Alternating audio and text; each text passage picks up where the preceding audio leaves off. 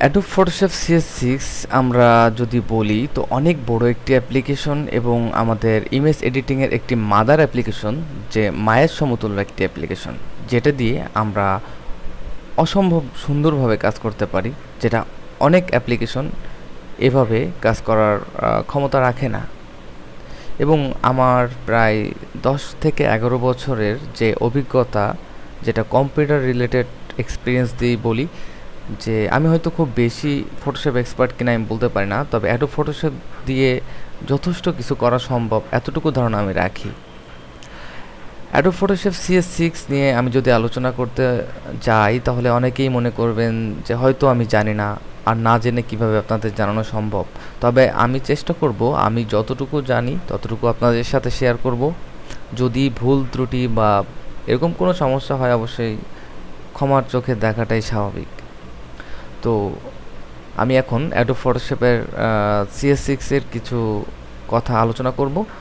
প্রথম যে কথাটি হচ্ছে, আমাদের অ্যাডোব ফটোশপ CS6 দেখতে যথেষ্ট ডার্ক বা কালো রঙের, এবং এটিকে আরও কালো করা সম্ভব। এটা হচ্ছে আমাদের নেক্সট ফিচার, বা CS5 এর পর CS6 এর যে ফিচারটি রয়েছে সেটা আমরা কন্ট্রোল কি প্রেস করে F1 চাপলে আমরা আরও কালো, এবং F2 চাপলে নর্মাল গ্রে কালার। আমরা কালার সম্পর্কে অবশ্যই পরবর্তীতে জানবো। এটি আমাদের ইউজার ইন্টারফেস, এবং ইউজার ইন্টারফেসের কালার চেঞ্জ করা অন্য কিছু নয়, just a fun, nothing else. এটা আমাদের একটা মজা। এবং আমি এই ট্রেনিংটা করব সম্পূর্ণ আমার নিজের ব্যক্তিগত ভাষায়। আমি আসলে অনেক সময় কোনো স্টাইল ছাড়াই কথা বলতে পারি, এবং আমার স্বাভাবিক ভাষায় কথা বলতে চেষ্টা করব, কারণ আমি বাঙালি। এবং আমার স্বাভাবিক ভাষাটা যদি কারো কাছে কোনো ধরনের সমস্যা হয়ে থাকে সেজন্য আমি দুঃখিত। অ্যাডোব ফটোশপ CS6 আমাদের একটি গুরুত্বপূর্ণ অ্যাপ্লিকেশন, এবং এটি আমাদের অবশ্যই খুব মনোযোগ দিয়ে শুনতে হবে। এবং আমার এখনও ইন্ট্রোডাকশন চ্যাপ্টার শেষ হয়নি। ভুলে যাবেন না যে নেক্সটে আমাদের অনেকগুলো দায়িত্ব রয়েছে। অ্যাডোব ফটোশপ CS6 এর প্রথম ফিচারটা আমরা অলরেডি দেখে ফেলেছি, যেটা হচ্ছে নিউ ফিচার, আমাদের ইউজার ইন্টারফেসের কালার।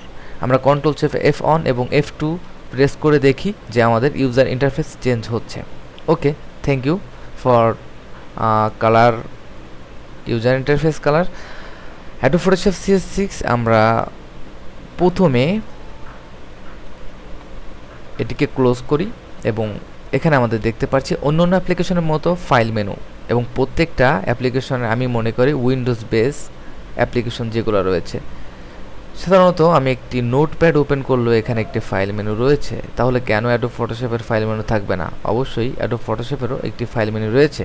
প্রত্যেকটা অ্যাপ্লিকেশনের ফার্স্টে নিউ বা নতুন একটি ডকুমেন্ট খোলার জন্য একটি অপশন রয়েছে। আমরা নিউতে ক্লিক করার পর আমরা এখানে দেখতে পাচ্ছি যে নিউ একটি ডায়ালগ বক্স বা নিউ একটি উইন্ডো এসেছে, যেখানে আমাদের অনেকগুলা ছোট ছোট অপশন দিয়ে ভরা, যেমন নেম, প্রিসেট, হোয়াইট হাইট। এখানে আমাদের রয়েছে সেকেন্ড টার্মে পিক্সেল, ইঞ্চি, সেন্টিমিটার, পয়েন্ট সামথিং, এবং বোথ দুইটাই রয়েছে। এবং এখানে আমাদের রয়েছে রেজুলেশন, খুব গুরুত্বপূর্ণ একটি জিনিস রেজুলেশন। আমরা অবশ্যই DPI সম্পর্কে অনেকেই জানি, বা ডট পার ইঞ্চি।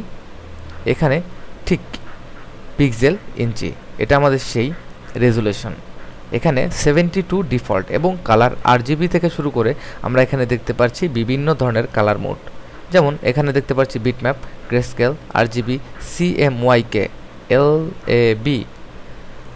আসলে আমরা RGB এবং CMYK এর সাথে সবাই পরিচিত, এবং এখানে দেখতে বিটম্যাপ এবং গ্রেস্কেল। এবং এখানে আরেকটি কালার আমরা দেখতে পাচ্ছি ল্যাব।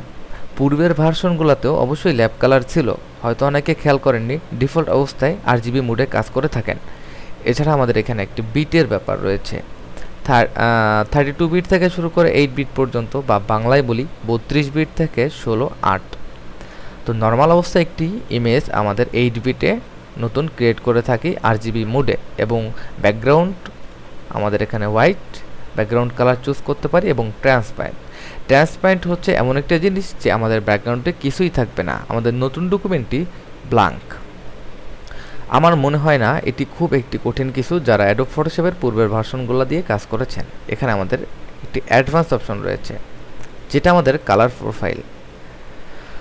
আমি এখানে দেখতে পাচ্ছি যে অনেকগুলো প্রিসেট রয়েছে। তো সাধারণ অবস্থায় আমাদের এখানে সুপার আরজিবি বা এস আরজিবি কালারটি সিলেক্ট থাকে। অনেক সময় আমরা ইমেজ এডিটিংয়ের ক্ষেত্রে আমরা অ্যাডোব আরজিবি ব্যবহার করতে পারি, এ বিষয়ে আমরা পরবর্তীতে আলোচনা করব।